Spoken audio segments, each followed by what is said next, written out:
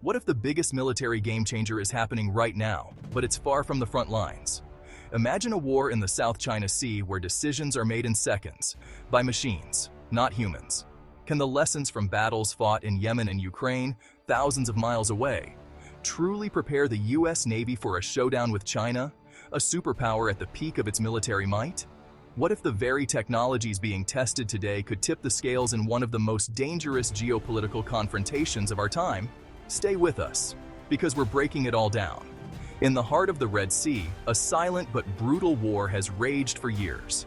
US Navy ships, like the USS Mason and the USS Dwight D. Eisenhower, have been defending commercial shipping lanes from Houthi rebels armed with advanced drones and missiles. But here's the twist. These encounters aren't just about protecting oil tankers. The Red Sea has become an unintentional testing ground for modern naval warfare, specifically drone and anti-drone technology. What's so important about drones in naval warfare? Think about this. A single drone strike can cripple a billion-dollar ship. In Yemen, sailors have learned to reconfigure missile defense systems on the fly, turning standard artillery into deadly anti-drone weapons. These tactics are being perfected today for a potential conflict in the South China Sea, where China's naval arsenal includes advanced unmanned systems and AI-guided missiles.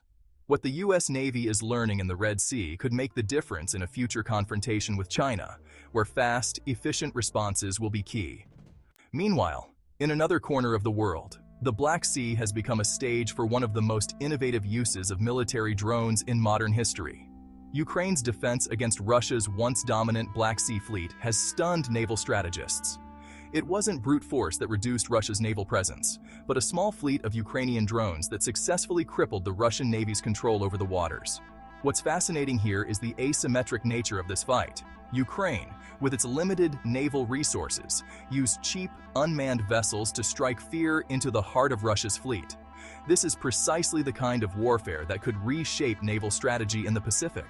The US Navy is now embedding these lessons from Ukraine into its future fleet composition, integrating more unmanned and autonomous systems to create a more flexible, fast response force capable of overwhelming China's massive fleet in an unexpected way.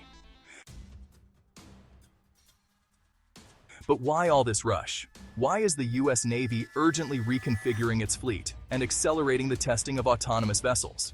It all comes down to one date, 2027. That's when Chinese President Xi Jinping has reportedly ordered his military to be ready for a full-scale invasion of Taiwan. This isn't just a rumor. This is a publicly stated goal that has sent shockwaves through the Pentagon. The stakes are unimaginable. Taiwan controls the world's semiconductor supply, those tiny chips that power everything from your smartphone to advanced missile systems. If China gains control of Taiwan, it could hold the world hostage. The US Navy's mission? Prevent that invasion at all costs. But here's the catch. China's Navy is already larger than the US Navy, at least in terms of the number of ships. That's where these cutting-edge technologies come into play. The US doesn't need more ships. It needs smarter ships. Vessels that can operate autonomously, respond faster than human reaction times, and anticipate enemy movements using AI. Every naval exercise, every encounter in the Red Sea and Black Sea is preparing the Navy for this exact scenario.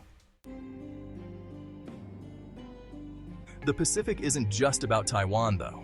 It's about controlling the shipping lanes that feed global trade. Whoever controls these waters holds immense economic power. China knows this, which is why it's militarizing islands and expanding its influence over the region. The US is countering this by expanding its military presence in the Indo-Pacific, striking new defense agreements with Australia and Japan, and positioning more assets near Taiwan. But beyond military muscle, it's also about influence. The Navy is working on showing regional allies that America isn't just a military superpower. It's a partner that's learning and adapting from conflicts around the globe to ensure peace and security. The lessons from Yemen and Ukraine have reshaped the way the US Navy prepares for conflict. The integration of autonomous systems, the acceleration of fleet upgrades, and the emphasis on drone warfare are game changers. But will it be enough to deter China by 2027? That's the trillion-dollar question. A conflict in the South China Sea could disrupt global trade, cripple economies, and set off a domino effect that pulls in other global powers. The U.S. Navy's ability to stay ahead in technological advancements, especially with unmanned vessels, could be the deciding factor in preventing war and maintaining the balance of power.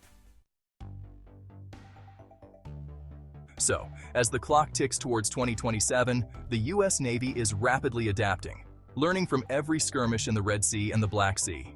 But what do you think? Can these lessons from far-off conflicts truly prepare the U.S. Navy for the Pacific's biggest challenge? Or is there something more that should be done to ensure peace in the region?